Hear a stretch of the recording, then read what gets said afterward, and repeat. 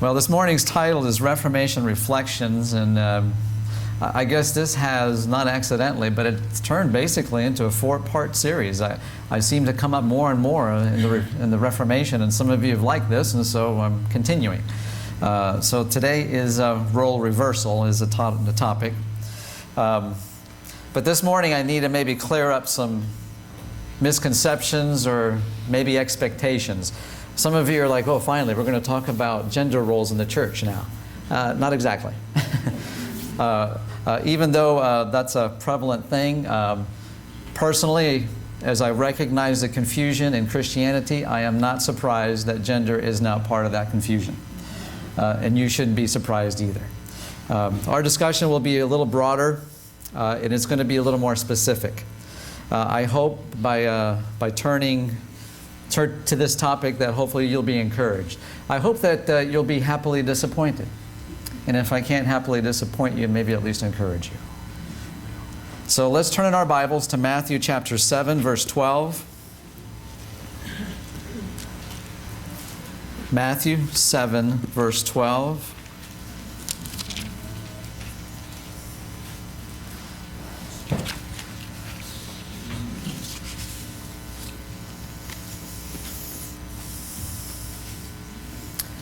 We read the passage in Galatians earlier. This is going to be kind of the bedrock of our message this morning, Matthew 7, 12. And the Bible says, "Therefore all things soever you would that men should do to you, do you even to them, for this is the law and the prophets." How has this text been lived out with you personally? Has it failed to meet fulfillment in your life? Have you treated others as you would like to be treated yourself? What would the world be like if more people treated others the way they themselves would like to be treated? Now, the one thing I want to get across this morning is that this text is going to be vitally important for God's people, especially at the end. This is a principle that will need to be a part of our very existence and being, and as we reflect Christ Himself. The importance of this one text has not been fully realized within Christianity, and sad to say, I don't think the importance of this text has been realized within Adventism. I appreciate in the way our SDA Bible commentary points out some of these things in this, and I'd like to read this for you. The way in which the Christian treats his fellow men is the acid test of his genuine religion. Would you agree with that? The way that you treat others is really the acid test of who you are as a Christian or who you're not. In 1 John 4, verse 20, it says, "If a man say, 'I love God,' yet he hates his brother," John says he is a liar. Even though he calls himself a lover, John says, you're not a lover, you're a liar. He also goes on, "For he that loveth not his brother whom he hath seen, how can he love God who he has not?" Let us first begin to express love to those whom we see, because that'll give true manifestation to our love to God whom we don't. Right? So Jesus in Matthew 25, He also brings out, when speaking of the sheep and goats, what does He say? He actually brings practical Christianity to the forefront by saying how you treated others. I was in prison. Ken talked about we should especially pray for those in prison. Jesus says don't even pray for them. Not only pray for them, but go see them. So you visit those in prison. You visit those who are sick. You feed those who are hungry. You give water to those who are thirsty. And He says, as you did it to them, the brother whom you see, that's how you treated me whom you don't. Is that practical? Practical Christianity. The SDA Bible commentary goes on to say the Golden Rule summarizes the obligations of the second table of the Decalogue. We really, as Seventh-day Adventists, we really harp and stress the fourth commandment, don't we not? The first table. Jesus says there's two. We need to be as strong about the second as we are about the first. The Golden Rule summarizes the obligation of the second table of the Decalogue and is another statement of the great principle of loving our neighbor.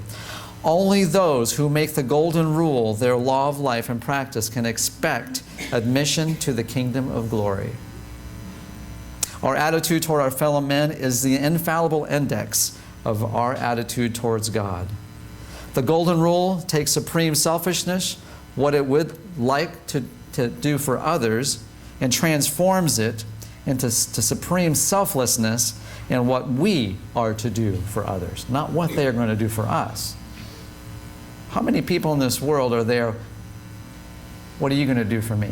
If I do this for you, what's in it for me? That's not the golden rule. That's a pretty rusty rule. I don't know what kind of metal it is. It's not very good. This is the glory of Christianity. This is the life of Christ lived out in those who follow Him and bear His name. Now, Jesus said this is the law and the prophets. I've often wondered, I understand the principle of doing good for others as I would expect. I often think there's a lot of things I want on my table, on my plate, and the Lord says, well, do you wish that for others as well? So I'm kind of getting that, but then He says this is the law. Here's another aspect of this. Why does Jesus make reference to the law? What is meant by that? The same SDA Bible commentary has this to say about this portion. Christ emphatically denies that the principle set forth in the Golden Rule is something new. A lot of Christians harp, this is it. It's not the Ten Commandments. This is new. Jesus is saying this is not new. This is comprehensive to my entire law as given from the very beginning of time. It is the very essence of the law as given through Moses. He who assigns the law of love, the New Testament alone, and relegates the Old Testament to the oblivion of worn-out religious systems, makes himself a critic of Christ Himself, who specifically declared that He came with no thought of changing the great principles set forth in the law or the prophets, which we read in Matthew 5. This text gives weight to our scripture reading that we read this morning, where it says, "Be not deceived, God is not mocked. What a man sows, he will" what? He will reap. And additionally, one more text. We're going to add a three-layer bedrock to this principle. Revelation 13, verse 10. I know one that's might be very familiar to a lot of us this morning. Revelation chapter 13, verse 10.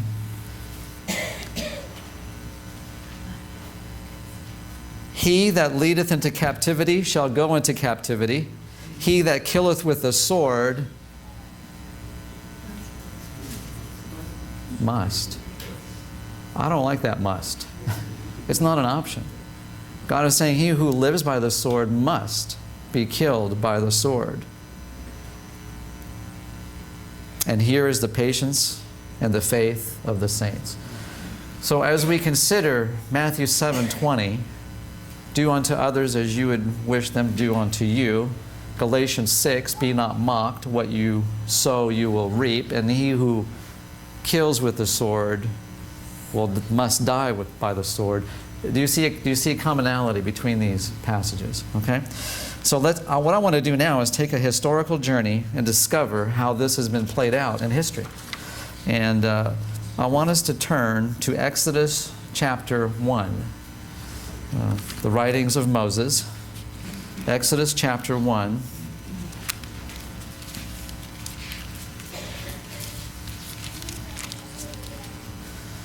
And for those of you that don't have a Bible, I think we have some pew Bibles here, and we're going to be using these quite a bit this morning. Exodus chapter 1, we're going to look at verse 16 and 22 for the moment. Exodus 1. And verse 16 says, and he said, when you do the office of a midwife to the Hebrew women and see them upon the stools, if it be a son, then you shall kill him. But if he is a daughter, then she shall live. And then verse 22, and Pharaoh charged all his people, saying, every son that is born you shall cast into the river, and every daughter you shall save alive. How did Pharaoh in this instance live out the golden rule? Do unto others as you would wish it be done to you. And it's as if God says, Pharaoh, are you sure this is what you want? Yeah, this is what I want. I want you to kill the children. God Are you sure this is what you want?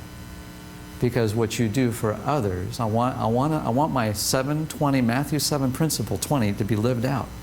Is this what you want for others? Yeah, this is what I want. And so God then fulfills that. It's as if He's asking, would you like death to be part of your experience? Is this what you want for others? And is this what you want me to do for you? Through your actions, you are declaring yes. So let's look at what happens in Exodus chapter 12, just a few chapters over, verses 29 and 30. Exodus chapter 12.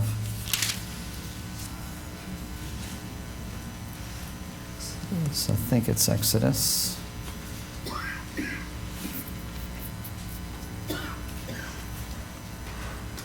And verse 29 says, And it came to pass that at midnight the Lord smote all the firstborn in the land of Egypt, from the firstborn of Pharaoh that sat on his throne, unto the firstborn of the captives that was in the dungeon, and all the firstborn of the cattle. And Pharaoh rose up in the night, he and all his servants and all the Egyptians, and there was a great cry in Egypt. And God says, isn't this what you wanted? You don't want to live by that golden rule, do unto others as you would have done unto you? I've only done for you what you requested. This is what you wanted. You wanted death to be the experience of others. I'm bringing it to you. How does it taste? What a horrible lesson. What a horrible lesson that Pharaoh had to learn. Haman, turn to Esther chapter 3.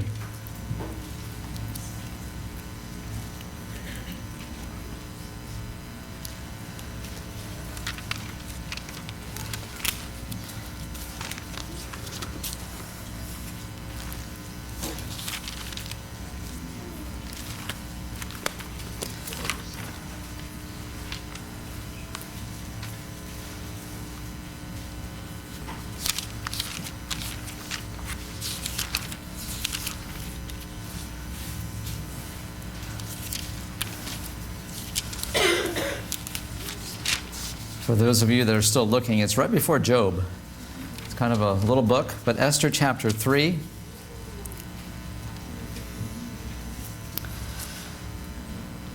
Let's look at verses 5 and 6. And when Haman saw that Mordecai bowed not, nor did reverence, then was Haman full of wrath. He had expected Mordecai to bow down to him, saying that he was his superior, and he wouldn't do this.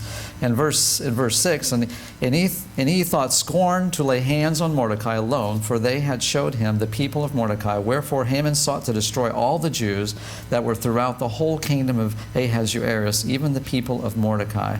And look at verse 13.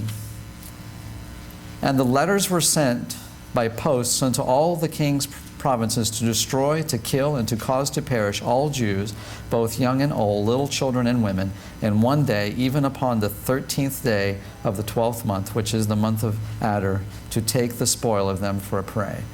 So this is this death sentence that seems to be, has the seal and approval of Haman. Haman has it in his heart that he's going to take out God's people. And so how does this principle live out the golden rule? Do unto others as you would have it done unto you. God says, Haman, is this what you want? Is this how you want to pursue? You want to pursue this, that you are about to experience what you're doing for others. Is this how you want it? Haman thought about it and he said, yes, this is how I want it. And how did it turn out? At Esther chapter 6, let's look at verse 4. And the king said, who is in the court? Now Haman was come into the outward court of the king's house to speak unto the king to hang Mordecai on the gallows that he had prepared for him. I think this text is a misprint. It should have the last four words, self. Shouldn't it? Because who were the gallows ultimately prepared for? For himself. Chapter 7, Verse 9.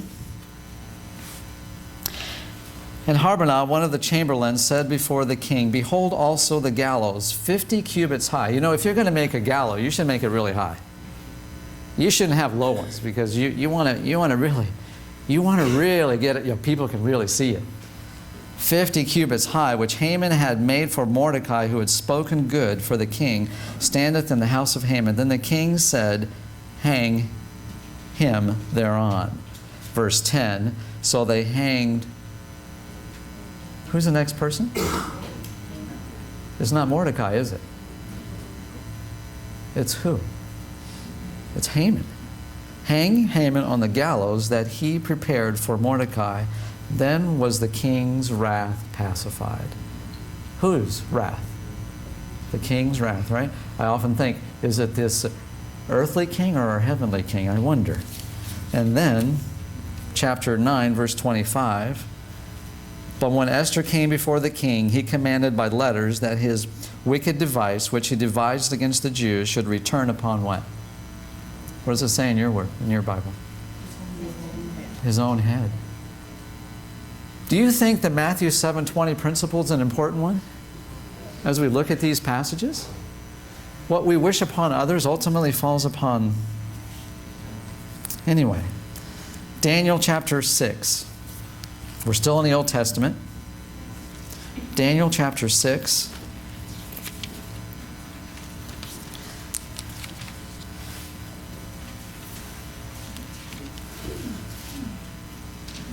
Look at verse 7. Chapter 6, verse 7. And all the presidents of the kingdom, the governors and the princes and the counselors and the captains have consulted together to establish a royal statute, and to make a firm decree that whosoever shall ask a petition of any god or man for 30 days, save thee, O king, he shall be cast into the den of lions. So there's this death decree. The death decree is no one can pray to any god except for the king. And what does Daniel do for those 30 days? He prays. And he prays just as he did, with his windows open. And he prayed to God 3 times a day. And who got to see this? Everybody got to see this. And what happened as a result? Look at verse 22. Verse 22 through 24. My God has sent his angel and hath shut the lions' mouths, that they have not hurt me. Therefore, as much as before him innocence was found in me, and also before thee, O king, have I done no hurt. Then verse 23. Then was the king exceedingly glad for him, and commanded that they should take Daniel up out of the den. So Daniel was taken up out of the den, and no manner of hurt was found upon him, because he believed in his God. Verse 24. And the king commanded, and they brought those men which had accused Daniel, and they cast him into the den of lions, them, their children, and their wives, and the lions had mastery over them, and broke their bones in pieces, or ever they came to the bottom of the den. I wonder if in that council, the Holy Spirit was trying to work with these men and saying, is this what you want? Is this what you really want? Because I'm going to live out my Matthew 7:20 principle. I'm going to live out my Revelation 10 principle. I'm going to live out my Galatians 6. I won't be mocked. What you're sowing, you're about to reap. Is this what you want? Acts chapter 12, New Testament.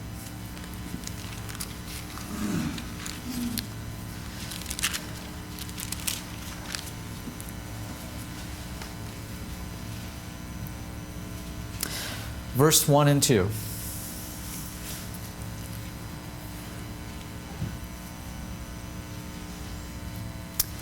Now about that time, Herod the king stretched forth his hands to vex certain of the church, and he killed James, the brother of John, with a sword. What did we read about the sword in Revelation 13:10? If this is how you're going to live. About 3 weeks ago, I had a discussion with a Christian, and he was debating upon how he should be. Gun control is, it's on the media a lot, and people want to have their guns, and there's debates on gun rights, and he says, as a Christian, I think I should need to have a gun and use it if I have to. And then as he said that, he says, or maybe I shouldn't. There was no discussion. He just realized, as a Christian, you should carry your gun, and if necessary, use it. And he thought about that, or maybe I shouldn't. Because what did we read in Revelation 13:10? He who lives by the sword must die by the sword.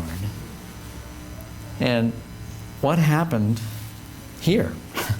Look at Acts chapter 12. Let's go to verse 21 through 23. And upon a set day, Herod, arrayed in royal apparel, sat upon his throne and made an oration unto them. And the people gave a shout, saying, It is the voice of a God, and not of man. Look at him. He is magnificent. He is brilliant. He is grander than anything we've ever seen or heard. This is not a mere man. This is God. And immediately, verse 23, and immediately the angel of the Lord smote him, because he gave not God the glory. And he was eaten of worms and gave up the ghost. The way that Herod was living, he was not living that Matthew 7:20 principle. Do unto others as you wish to be done unto you. So when you think about what happened to the stories that we're looking at, what do you think the principles are? I want you to take a look at a couple of passages. Psalms 37. Psalm 37, verse 14 and 15. And then we're going to look at Proverbs 11:8. But first, Psalms. Chapter 37, verse 14 and 15 says this, The wicked have drawn out the sword. And what warning do we have for the wicked who brings out his sword? You need to have a Bible study with them and say, hey, as you're bringing out that sword, I want to read to you Revelation 13:10 here. And you may want to consider putting that sword away. The wicked have drawn out their sword and have bent their bow and cast down the poor and needy and to slay such that be of an upright conversation. Verse 15, their sword shall enter their own heart, and their bowels shall be broken. God doesn't change, does He? And look at this other passage, Proverbs 11:8. I think of this one especially when I think of Daniel's deliverance. Daniel is condemned to death in a lion's den. He spends the entire night. The next morning he is free from harm. There is no ill effect on him. So what does Proverbs 11:8 say? It says this, the righteous, is that Daniel? Do you consider Daniel to be righteous? Yes. We're told, and you can read this, and you can read it, it comes across in the Scriptures. We're told that outside of Christ there is no other character worth emulating than Daniel. Because in all of Scripture there's nothing said about the malice or ill heart that Daniel had. Have you read it? There's nothing there. So would you consider Daniel to be righteous? So if Daniel is righteous, then what is the result? Proverbs 11:8 says, the righteous is delivered out of trouble, and the wicked cometh in his stead. The righteous who is condemned to death at the hands of the wicked is freed out of that experience, and God says, okay, let me now put the wicked there instead. Galatians 6, God is not mocked. What you sow, you shall reap. Have we found this to be true this morning? Okay, we've done an Old Testament look. We did a brief New Testament look. And I especially like what I've seen in the Reformation. Same experience, same history. Huss, you familiar with Huss? Okay, this Bohemian reformer back in the 1300s. He was condemned by Pope John the 23rd. What happened to Pope John the 23rd is he eventually became imprisoned in the same prison that he condemned Huss to. Are you sure this is what you want? You're about to live out this Matthew 7:20 principle. Do unto others as you would have done unto you. You've heard of Tetzel? Some of you may have. You don't read a story about Luther unless you read about Tetzel. Tetzel was the one that brought these indulgences to Germany that really drew up the ire of Luther. And he says, and when he saw people with these letters that their sins had been forgiven and that people were brought out of purgatory because of what Tetzel had sold them, he says, this is rubbish. So you don't read the story of Luther without hearing about Tetzel. Tetzel was a Dominican monk who had just been holding a sale of indulgences in Zwickau. So he's in this place, and he was shortly leaving. What happens is the people come to Tetzel and says, well, you know, before you go, we need to have a going away dinner before you leave. But Tetzel has a problem. He doesn't have any money. All the money that he's collected has been sealed in the chest. Actually, he does have money, he just doesn't want to use it. And so he comes up what he thinks is a happy idea. He commands that the church bells be rung, and all the inhabitants of the city come out, and so they're wondering, what is the big crisis? What is the big calamity? And he says, through the night, I heard a voice coming from over there, the grave. And the man was wailing and lamenting, being in purgatory. I will be the first to cast the coin in the box. I will stay at least one more day to free this soul. Anyone who doesn't follow my example is condemned. Now, I've heard of a lot of ideas to gather money, but that's an unusual one.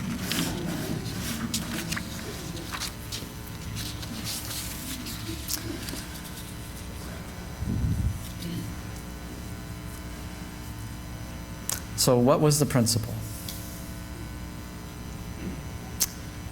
He who kills with indulgences shall die by indulgences.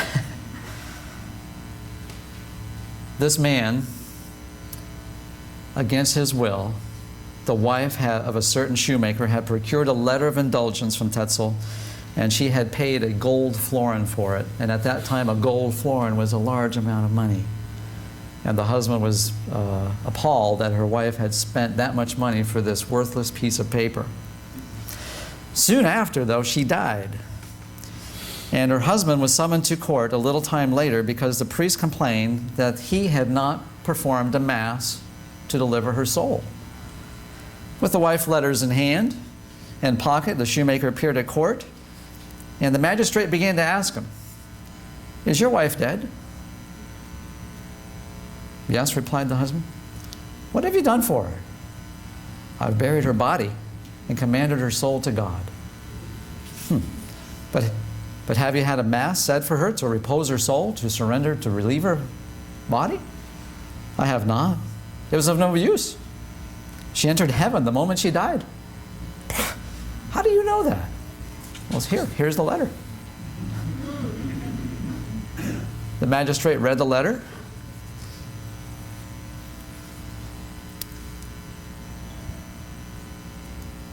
And then the gentleman said, "If the reverend gentleman maintains that a mass is still necessary, my wife has been deceived by our most holy father, the Pope. If she has not, then it is the priest who has deceived me." No one could answer his question, and he went away, the widower went away acquitted. Can we improve on God's plan? Tetzel goes on, "Come, and I will give you letters, all properly sealed, by which even," we talked about letters this morning, sealed, and so he must have grabbed this principle and saying, well, these are title deeds. I'll give you a title deed to heaven. You buy it from me, I'll give it to you. We talked about this morning.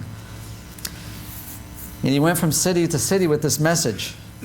"There is no sin so great," he added, "that an indulgence cannot remit.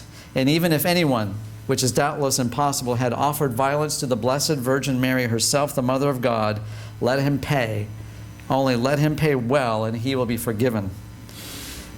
When he said this, there was a Saxon nobleman who was disgusted with his brazen claims and deceptions, and he asked him, "Do you really have the power to pardon sins that are still not yet committed?" He said, "Most assuredly, I have received full power from His Holiness to perform this very thing."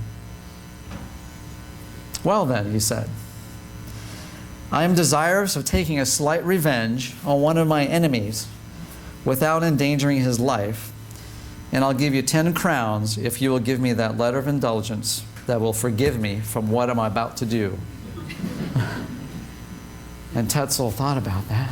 He was reluctant. And then the man offered him 30 crowns. Well, with 30 crowns, you couldn't say no, so he gave him the letter. Shortly after that, Tetzel left the city, and at the same time, the knight and his attendants lay in wait for him in the woods. And as Tetzel passed by, they beat him and stole his box. Tetzel was furious. He went to trial. He says, these men, they stole my money. And the men said, we did nothing wrong. Here's his letter.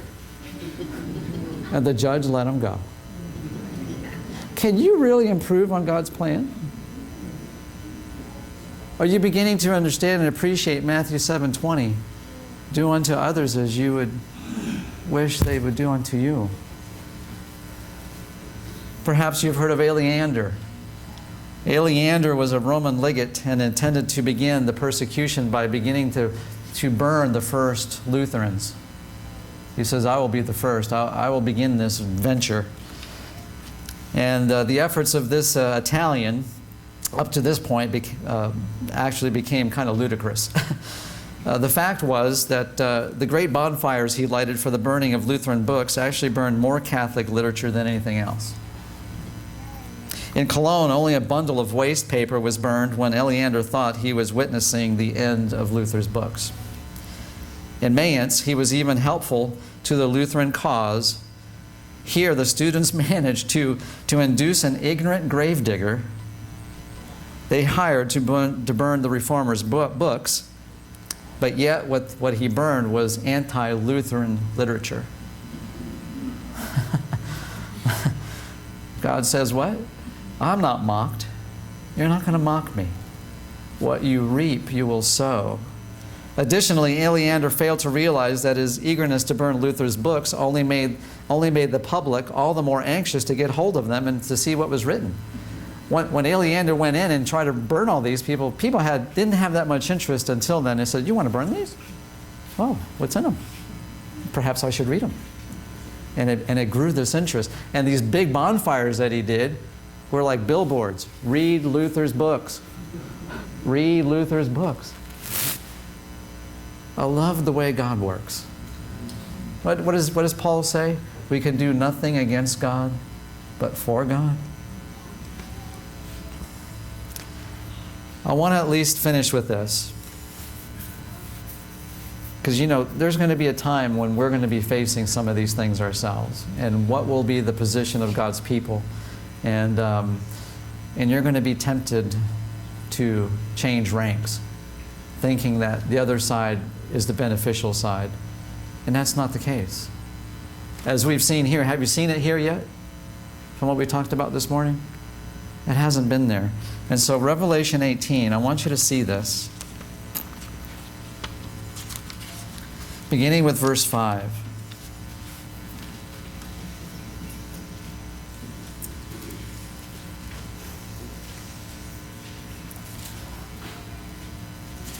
Revelation 18:5 says, For her sins have reached unto heaven, and God hath remembered her iniquities. Reward her. Is there a reward given? Obviously, there's one listed here. He says, reward her, even as she rewarded you. What is this principle again? That's a lot of what we talked about this morning. And double unto her, double according to her works, in the cup which she hath filled, fill her to double. If she has given you 1 cup to drink, give her 2. If she has given you 5, I want her to have 10. Because the principle is, do what? Do unto others as you would have them. If this is how you're going to live, then I want to make this true for you. This is what God's saying. If this is how you're going to do it, I'm going to help you fulfill it. And so Verse 7, how much she hath glorified herself, and lived deliciously, how much torment and sorrow give her. For she saith in her heart, I sit as a queen, and I am no widow, and I shall see no sorrow. Verse 8, therefore shall her plagues come in one day, death and mourning and famine, and she shall be utterly burned with fire. For strong is the Lord who judgeth her. And the kings of the earth who have committed fornication and lived deliciously with her shall bewail her and lament for her when they shall see the smoke of her burning, standing afar off for the fear of her torment, saying, Alas, alas, thy great city Babylon, that mighty city, for 1 hour is thy judgment come. And the merchants of the earth, look at verse 11, and the merchants of the earth shall weep and mourn over her, for no man buyeth their merchandise what? Anymore. How did this happen? Or how will this happen? Some of you may be familiar with Uriah Smith, and I hope you have his book on Daniel and Revelation. It wasn't until I read his commentary on this that it kind of struck me. He considers this to be a just sentence, or a fitting sentence. And why does he say that? Or why does the Bible kind of bring this picture? It's interesting that at the end of time, the wicked, in verse 11, says, no man buyeth their merchandise anymore. This is the group of people who have the right and the ability to buy and sell. This is the group of people back in Revelation 13 says no man could buy or sell unless he has the mark of the beast. How is it that the group who has the ability to buy and sell has nothing to sell? God says, that which you reap, you shall sow. Is this what you want? So don't worry about being able to buy or sell. It's no wonder Jesus said, no, don't trouble yourself about tomorrow, because he says your bread and water shall be sure. And in Isaiah, doesn't he say, come and buy of me? Come and buy who has no money? What God has to offer to you doesn't need to be bought by you. The wicked are going to be in a very lamentable situation. They're in a position where they can't buy or sell.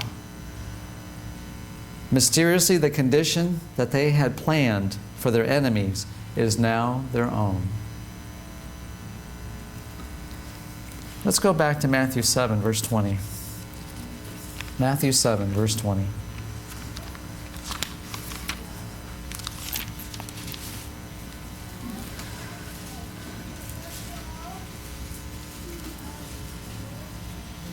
Oh, actually, verse 12. That's verse 12. Matthew 7:12. Therefore, all things whatsoever you would that men should do to you, do you even so to them. For this is the law and the prophets. I talked to you about some Old Testament pictures, a few New Testament, and what will happen at the end. With Tetzel's case, I found it was kind of interesting or intriguing, because Luther really took this text to heart. Therefore, whatsoever you would that men should do to you, do you even so to them. When Tetzel was on his deathbed, he was mortally ill. He had no friends and he had no comfort. As a matter of fact, he was fearful of ever being seen outside of where he was because the people hated him. Well, why did they hate him? Treat others as you would like to be treated. He didn't treat people well. He abused them, he took their money, he deceived them, and so his name was not a very good name, and he feared for his life. But as he came to the end of his life, there he was on his deathbed, comfortless, friendless, all but one. He had one, and it was Luther. Luther sent him a letter to urge him to not to be troubled. He says, for the matter did not begin with you. The child had a different father. He understood that he himself, Tetzel, was deceived. Luther thought about that and he says, I'm not Tetzel, but if I was in Tetzel's place, knowing what I had done, live the life of darkness and cast darkness on others. If I was in that position, without a friend, without comfort, how would I like to be treated? That's how Luther lived. I don't know who your heroes are, but some of these Reformation heroes are remarkable to me.